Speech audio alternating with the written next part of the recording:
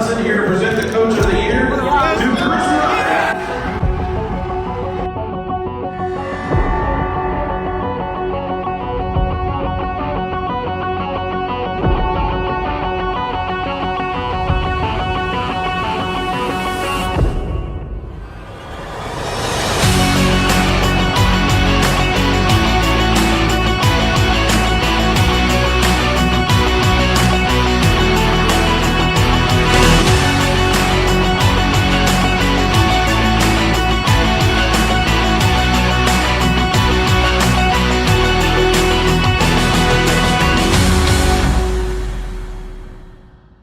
Welcome into Den Boys, where typically we highlight student athletes around Langston University's campus, but today we actually have the privilege of getting to sit down and talk with SAC Coach of the Year, NAIA HoopNet Coach of the Year, as well as Jack Bennett Man of the Year, Coach Chris Wright. How are you doing today, Coach? I'm good. Hey, appreciate you having me today. Of course, Coach. So today we're just going to ask you a couple questions about your background before getting to Langston University and the historic season that y'all had in this gymnasium, as well as the NAIA tournament.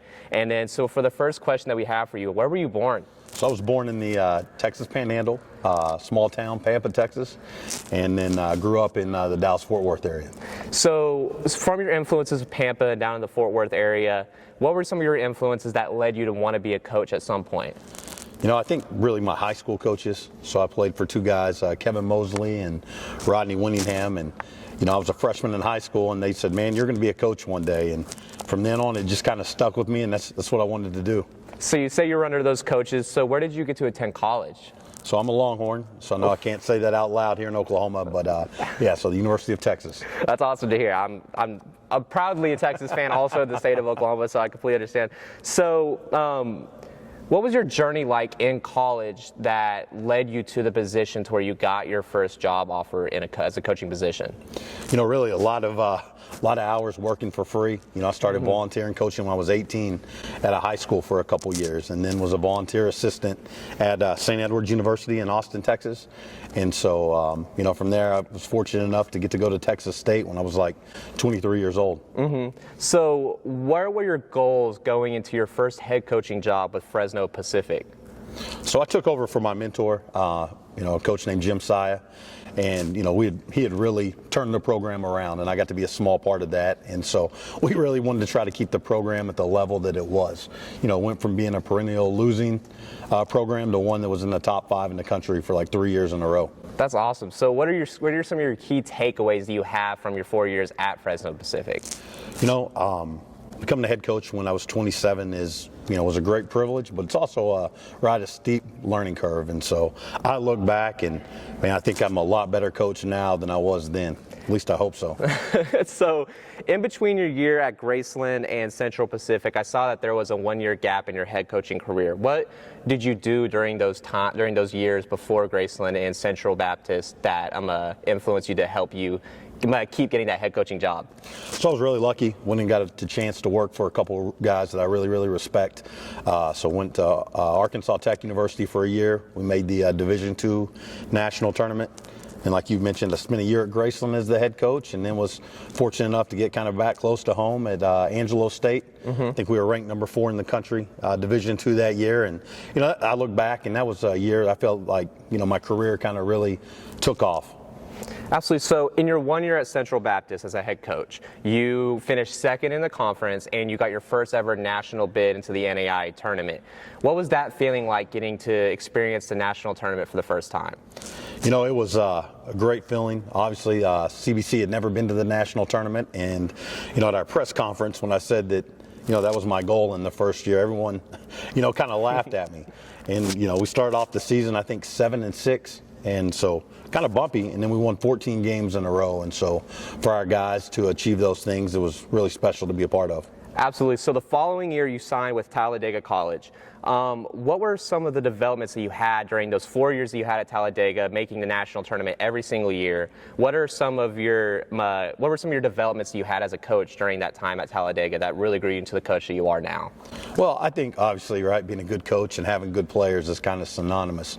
So we had really good players during our time there, but also I think just really developing an identity for exactly who I am as a coach and what I want our program to really be about, both off the court and on the court. And so if you have good players and a good culture, you're going to have a chance to win a lot of games. Absolutely. So your final year at Talladega, you finished 32-6, and you make it all the way to it's not at the SAC, to the NAIA Tournament Championship. So what is it like? What does it take as a coach to build up a team to get to that place in an NAIA championship? What does it take to get to that run? Again, I think it starts with the caliber of players you have. If you're trying to really be good and win the whole thing in NAIA, you have to have Division I level players.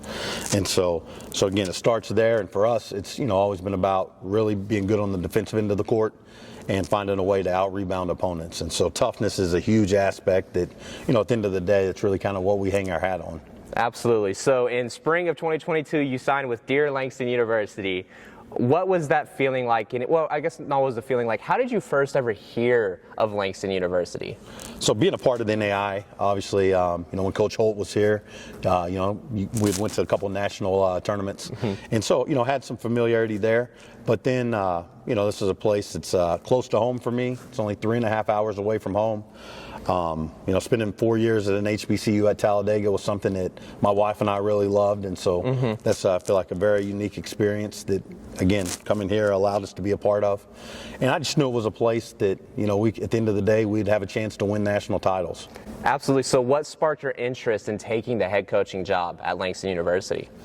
I think when I came on my interview process, getting a chance to meet with Dr. Kent Smith and A.D. Rogers, and really just hearing the vision that they had for our program, again, it was a place that I knew we could get it done here. Absolutely. So, as you know, the culture of Langston University basketball prior to you getting here, there were 2 seasons before you got here, Langston went 1-37. What was your game plan in changing the culture of Langston University men's basketball? I think a couple of things. Again, obviously it starts with personnel, so getting kind of the right people on the bus, getting players that we knew were good enough to help us win the SAC. And then secondly, once we got those guys here, again, just establishing a great culture, just giving our guys clear expectations for, again, what our identity is and what we're going to be about. Absolutely. So with that prior history, you see the preseason rankings before the season that you got to have with Langston University. And obviously a lot of people not expecting you to even finish top of the SAC, regardless near top of the NAIA. So what was your game plan going into that first game against Dallas Christian? What was that confidence level at? We knew that we had a chance to be good. But again, a lot of new faces, a lot of new guys. And so it was wonderful, though, getting a chance to play here in front of a great crowd. I thought the energy in the building was phenomenal. And I kind of think that set the tone for the rest of our season. Absolutely. So speaking of energy, on the sideline, as a fan and as I was working up there in the press box, we see your emotions come out quite a bit with your team, hyping up the team, getting upset with the team, making sure that they know when there was a mistake made and that they need to correct it. What is it in you that displays that emotion so much during a game? I think that I'm a passionate, fiery guy, and that's how I want our players to play. And so if I can't expect something out of them that I'm not willing to expect out of myself. And so for us, it's not just, I don't just want to have that energy during the game, right? I want to have that same energy in practice and film, whatever it is that we're doing. We want to try to be the best. Absolutely. So you guys started off at your best. You guys go undefeated for a while, build up a lot of hype, and then you take that first loss against UNT Dallas. What was the emotions like after that first loss, and what was that humbling experience? How did that benefit the team going on throughout the rest of the season? I thought it was really big for us. I think we were 17-0 at the time, and I think guys were feeling a little too good about themselves. And, winning in college basketball is really, really hard. And so I think that, really gave us a reality check that anyone can beat you on any night. And so I think that we were able to learn a lot of lessons from that game that really propelled us to have the season that we did. Absolutely. So we hear a lot about your 3-step. You wanted to win the SAC, win the tournament, and go win a national tournament.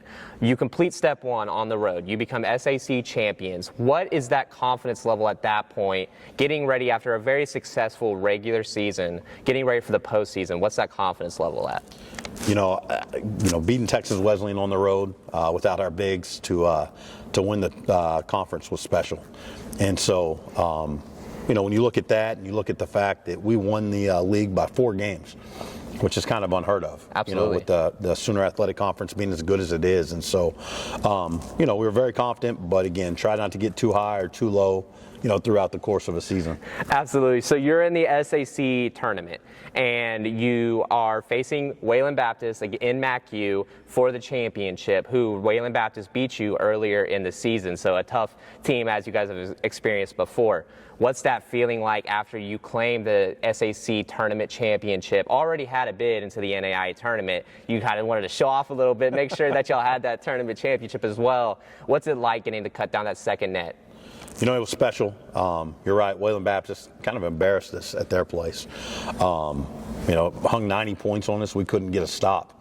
And so I thought that our guys would have a little bit of extra motivation coming into that game. And we didn't get off to a great start. I think got down 12 or 13 early, and we're to battle back. And, we're fortunate enough to be able to cut down the nets that night. And so to win the regular season and the conference tournament, something that's, again, it's really rare, especially in this league. Absolutely. So, again, at the beginning of the season, you said all these new faces, trying to get them ready. So, after the SAC Tournament Championship, you've had about 30 games with these faces, and you know this team pretty well and what they're capable of. What's the game plan and what's the strategy getting ready for an NAIA tournament, which is going to be much different competition that you experienced here in the SAC? Yeah. So, day-to-day, not a whole lot changes for us, right? Like, we kind of are who we are. Again, our identity, we really want to defend, we want to rebound, we want to out-tough people. We want to try to put 5 guys on the floor that can score it at all times. And so with just how our team is constructed, it's really for March. Everything that we do is to be able to beat the best teams on our schedule. And so, unfortunately for us, we ran into a really, really good Georgetown team. And they played really well, and we weren't very good. And so, all the credit goes to them for knocking us off how they did. Absolutely. So, first 2 games of the NAIA tournament, Langston University got to host. And so what is the crowd environment like, and what does that play into y'all's game as you guys are playing on this court, and which led to you guys being undefeated on this home court? The atmosphere was absolutely electric. It kind of gives me chills to think about now. But, there wasn't too many seats left in the house, and I thought it really gave our team a lot of extra energy, as if we needed some that time of the year. But it definitely helped for sure. Absolutely. So you take your team to the Sweet 16, and of course, again, because you talked about before, Georgetown got the best of you in that Sweet 16 matchup, but regardless, still a very historical season. What are some of your key takeaways from that historical season? I think it's really special to be able to be a part of a turnaround like this. So, as you mentioned, the program won 1 game last year. This year we were able to win 31 games. And so it was literally the biggest turnaround in the history of college basketball. And so, for all of us, players, coaches, to be able to be a part of that, I think is something that's really special. Absolutely. So we asked Cortez this question earlier when we did the interview with him. We've got to ask you, if you could summarize this historic season into one word, what would that one word be? I think unbelievable. I don't think there was many people that thought that we could have this type of turnaround. And obviously we know it was possible, but going out and doing it is something completely different. And so it was amazing. Great answer, absolutely. So after the SAC Tournament Championship, you are given a plaque for SAC Coach of the Year. What is that feeling like after you get to hold a plaque, knowing that you were just named the man of the SAC Men's Tournament Basketball Conference? I kind of hate individual awards, right? And whatever coach is winning whatever particular award, it's because they have really good players and a good coaching staff. And so for me, that was, obviously it is a special honor, but it really was a team a team effort, obviously from our players, but also to our assistant coaches who don't get enough credit for all that they do. Absolutely. So earlier last month, you were signed to a 4-year extension to Langston University through 2027. Why stay at Langston University? Obviously the historic run you had last season, but why Langston University do you choose to plant ground? We love it here. Again, I think this is a place where we can win national championships. I feel like our administration is unbelievably committed to, helping us be one of the top programs in the country. And so, my wife loves it here, and so this is home for us. So we're excited to be locked in here. Well, we're excited to have you, of course. Especially after that last season. So I know you just said that you're not a huge fan of individual awards, but we can't go without mentioning you getting to hoop net Coach of the Year for the NAIA. So what is that emotion like when you get that award, being at Oklahoma's only HBCU and claiming that title under the NAIA Coach of the Year? You know, it's very humbling, right? Because there's so many coaches that, you know, were deserving of that award. And so to be picked, I'm really grateful and really thankful. And again, that's just, it's really symbolic of, you know, all the things that our guys were able to accomplish throughout the year. Absolutely. So one piece of success that y'all had throughout this season, it wasn't just on the court. One thing that is not talked about enough is that through the fall semester, the players maintained a 3.14 GPA, which is outstanding for any athletic organization. So with that, what is it that takes in coaching that drives these players not only to play very well athletically out here on the court, but as well as keep their head in the books and make sure that they're doing well in the classroom as well? Our guys did an unbelievable job. I mean, we have really good people in our program. You know, and everybody that we recruit, we want them to leave Langston with a degree. Because if they don't, it really doesn't matter how many wins you have, how many banners you hang. At the end of the day, we want to help our guys grow, you know, obviously from a basketball perspective, but more importantly, academically and personally. Absolutely. So one last thing, well, not last thing, but one thing to talk about is the three seniors, AJ Rainey, Tristan Harper, and Anthony White. What role did those three key seniors play going in through this historical run, and what influence will they leave behind as they graduate? You know, we're going to miss all three of those guys. I think it'll be a lot different, right, for me not having those guys in our locker room. Mm-hmm. Anthony White obviously was a tremendous shooter, really level-headed though. A guy, again, that never got too high, never got too low, really stuck with the process of what we were trying to do. And so we're going to miss him on the floor, but also his calming influence on our guys. AJ Rainey had a tremendous national tournament. Conference tournament. He was the MVP. I thought he really turned it on late. Absolutely. Again, another really good person. I love coaching AJ. He was always hungry and eager to learn and grow, and he helped us win a lot of games. And then lastly, Tristan Harper was a first-team NAIA All-American, also the Player of the Year in our league, Newcomer of the Year. You know, his development just as a person, I think, was remarkable. I mean, he was obviously a really good player before he got here, but seeing him mature the way that he has was really cool to be a part of. Absolutely. So with that, we go into next season. So what is the preparation like getting ready to make another run for another NAIA tournament run? Well, you know, you mentioned those three seniors, and so obviously we're going to have to replace those guys. And you know, there's just places in our roster I think we can upgrade and get better at. And so, you know, as a coaching staff, that's our job this spring, to also have the guys that are returning. Absolutely. Have them take a step forward as well. And so it's a big off season for us. Just as you were mentioning, the guys that are returning, who are some essential players that are coming back this next season, or might have been picked up or recruited, that are going to be key in the historic run that you guys might have next season? I think when you look at our two leaders, right, Taru Dean, Cortez Mosley, what those guys mean to us on the floor, they're both all conference players, but also, man, they're just winners, right? They get it. And so having, you know, them back will be huge for us. DeMonte Brown had a really productive year. You know, I think he'll be able to take another step forward for us. And so we're excited about those guys and the rest of the returners that we have. Absolutely. So during my time here, during my 4 years here at Langston University, I've never seen a deep coaching bench than y'all had. Obviously, Langston University was very invested into this team. So what role did those coaches on the bench, other than you, play into making this historical run that y'all had? They were absolutely invaluable, right? When you look at Chris Vincent, who did every single one of our scouts, you know, did a great job recruiting at the end of the summer when he came on, to John Warren, who just really, you know, does everything for our program. And, you know, DeWitt Manley, Rev Harris, you know, our student assistants, and graduate assistant Markel Williams. It's definitely a team effort. A lot of long hours, a lot of sacrifices, and to be able to have just the quality of people that we have makes my job a lot easier. Oh, understandable. Absolutely. So one last question. What can we expect from Langston University next season? You know, hopefully that you can expect us to win a couple more games in March, right at the end of the day when it really matters. But again, we want to compete for a conference championship, have a chance to win another SAC tournament as well. And so, this was a great first year for us, and I think we have an opportunity to really build off of it. Absolutely. Well, thank you guys so much for tuning in to the next episode of Den Boys. Thank you so much to Coach Chris Wright for joining us here today. And make sure y'all tune into the next episode, and also come out and support Langston University's men's basketball and women's basketball, of course, as they take on next season. Thank y'all so much.